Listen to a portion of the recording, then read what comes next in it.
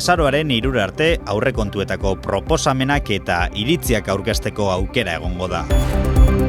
Udal zerbitzuek pandemia neurriak leundu dituzte, baina derrigorrezkoa da maskarilla erabiltzea eraikinen barruan. Terrazak arautzeko ordenantzan ekarpenak egiteko epea zabalik. Lehenengo aldiz, herriko ikastetxeak elkarrekin eskola kirola proiektuan parte hartzen ari dira. Lekitxoko triatloiak 387 kirolari batu zituen aurreko asteburuan. Asteburuan giro egonkorra eta tenperaturak gora egingo du.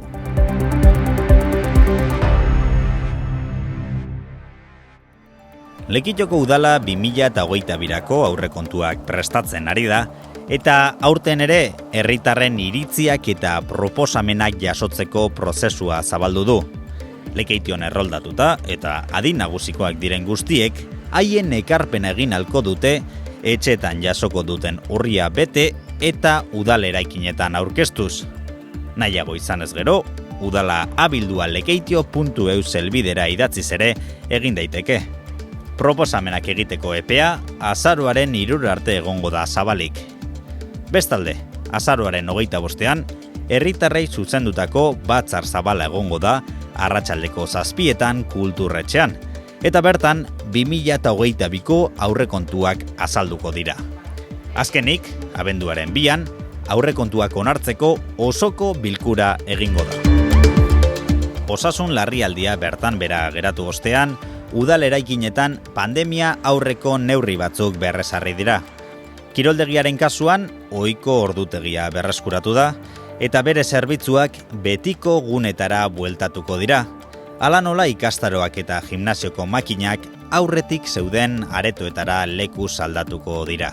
Kulturretxeari dagokionez, liburutegi, ikasgela eta aretoek betiko aforoa berreskuratu dute.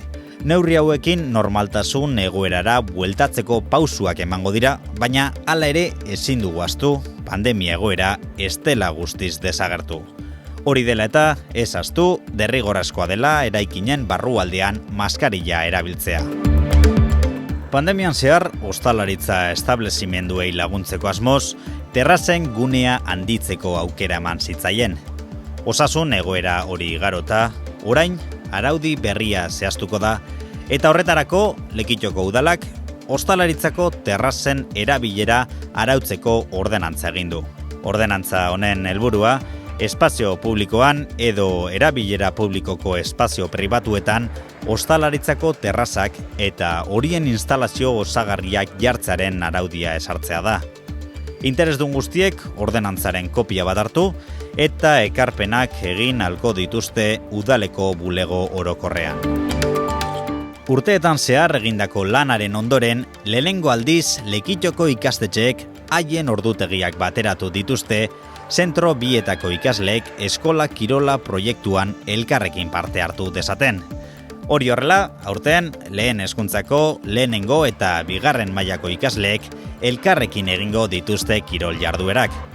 Astelehenetik ostegunera bitarteko arratsaldetan antolatuko dira gorputz heziketa lantzeko elkarlan jolasak, gorputz adierazpen jarduerak, ingurune ekintzak eta norbere gaitasunak ezagutzeko eta hobetzeko jarduerak. Lekitxoko ikastetxetako ikasleak elkarrekin aritzea helburu duen eskola kirola proiektua ikasturtean zehar garatuko da eta bi zentroetako ikasleek elkarrekin harremanak lantzea bilatuko du umeengan kirola egiteko zaletasuna sustatuz eta lehiakortasuna alde batera utzita. Aurreko asteburuan Garraitz kirol taldeak antolatutako Lekitxoko 28. triatloia izan genuen herriko kaleetan zehar. Pandemia egoeraren ondorioz, denbora luzean ezin izan dugu honelako ekintza handirik ikusi, beraz, triatloiak normaltasunerako ateak ireki zituen. Guztira 387 kirolarik parte hartu zuten eta segurtasun protokoloa bermatu zen. Aipamen berezi egin nahi diegu parte hartzaile, voluntario eta Garraitz kirol taldeko kidei egindako lan izugarriarengatik. Eskerrik asko guztioi.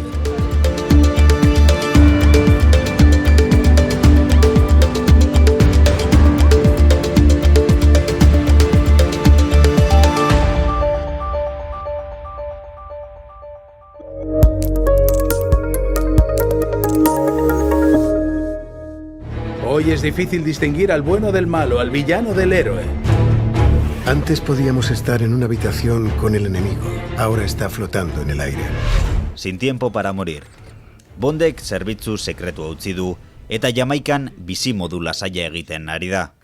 Baina bere lasaitasunak ez du luzarban iraungo, Felix Leiter, ziako bere laguna laguntza eske agertuko baitzaio.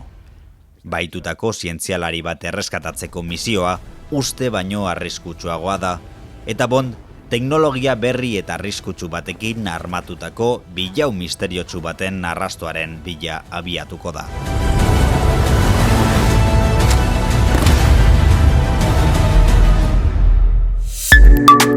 Eguraldia Kito elkarteak babestuta.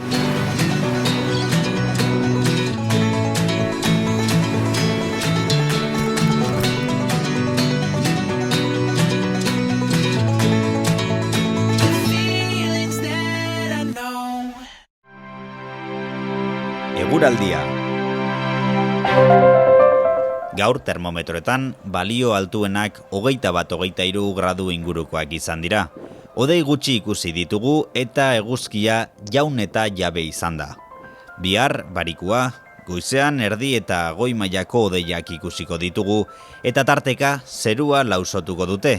Arratsaldean haizeak ipar-mendebaldera egingo du eta behe hodeiak ugarituko dira zerua estaliz.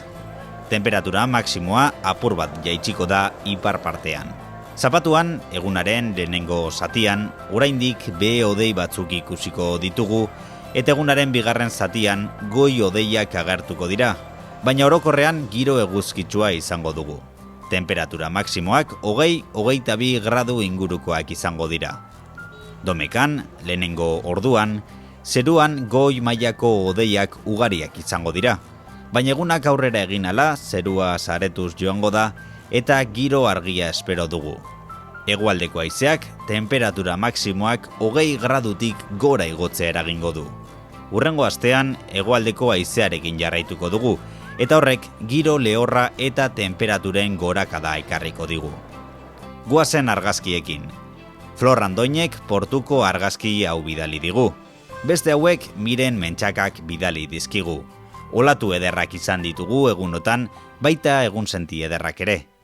Datozen egunetan, hegoaldeko haizeak lagunduta, goi hodeiekin batera egun senti politak ikusiko ditugu. Amaitzeko, Ziprik bidalitako argazkiekin bagoaz. Ederra benetan. Gogoratu, asteburuan giro egonkorrarekin jarraituko dugula. Beraz, asteburuaz gozatu eta hurrengo astera arte.